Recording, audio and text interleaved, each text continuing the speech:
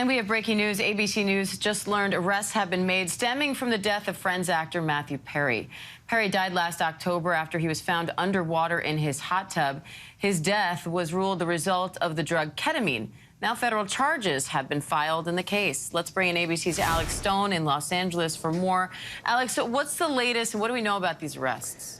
Well, Diane, this is breaking right now. We have just confirmed a moment ago that an operation that went on overnight to make arrests in this case concluded a few minutes ago. There is going to be an announcement, an official announcement made in a couple of hours from now that there have been arrests and that federal charges have been filed.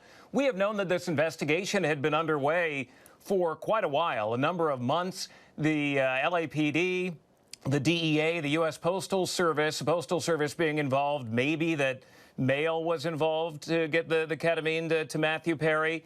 But now after many months of investigating led by the DEA, now we know charges have been filed. Alex, what do you know about how this investigation unfolded? You know, what initially looked like maybe an accident now turning into arrests being made? Well, it was ruled to have been an accident by the medical examiner here in Los Angeles County. So it is still seen as an accident, but it is a question of where did that ketamine come from? We know that he was getting ketamine treatment, a therapeutic level of ketamine treatment, and that this went beyond that it was being used in a recreational sense. He was in a hot tub. It is believed he took it, then went underwater, and then never came back above the water, went unconscious and went under. So it's been a question of where it came from and what the source of the ketamine was, and the investigation going through the tree of who could have given it to him, who was the supplier before that, who gave it to that supplier. It is going down and shaking down that tree that they have been doing for almost a year now. We have been led to the Mac Miller case from 2019, the rapper, singer, songwriter.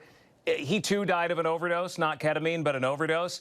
That went down that tree. 3 people were charged in that. Some are now going to prison for a very long time. We're told that this is going to look a lot like that. Now, the U.S. Attorney in Los Angeles and the DEA administrator are set to hold a press conference this afternoon. What are you watching for there? Well, it's the first time they're going to come out and talk about this case. In fact, the LAPD has never talked about this case on camera, on microphone either, and that they're going to come out and now say what they know. It was a Saturday. It was October 28th of last year when we got word that there was a death at his home, and then we confirmed that it was Matthew Perry. LA firefighters went. They tried to resuscitate him. They were unable. And then the investigation began, and the investigation has been ongoing since October 28th to figure out where he got the ketamine from. This is the culmination of that, with these charges now being filed, this operation, these arrests unfolding really within the last hour, concluding right now. And Alex, where does this investigation go from here? Well, it's a good question. We don't know if it is over at this point or if it's going to continue on, if more could be involved. We don't know who these people are yet.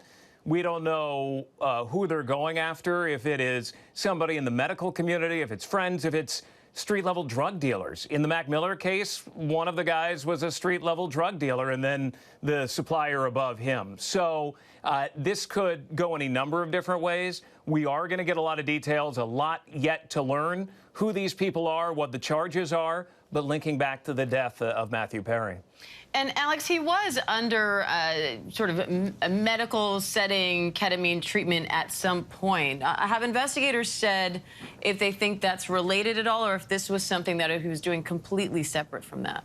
It is believed, Diane, that this was completely separate from that this was not involving the therapeutic sense that he was taking ketamine for. There's a lot of debate about ketamine and the uses for it, but it has become quite a popular. I had a federal agent tell me yesterday, ketamine is everywhere, and it seems like everybody is taking ketamine now, that it was kind of the secret of Hollywood up until Matthew Perry's death. But ketamine is all over the place, and it is a popular drug now. It appears that he was taking it recreationally based on that he was getting treatment for it, but the half-life on it is very short. And then he hadn't seen anybody therapeutically for a number of days, and he still overdosed. So they believe he took it on his own and that where he got it from, that's what this is all about. All right, Alex Stone, thanks for staying on top of this for us. You got it. We, of course, will have more on this investigation as we learn more on those arrests and that press conference coming up later today.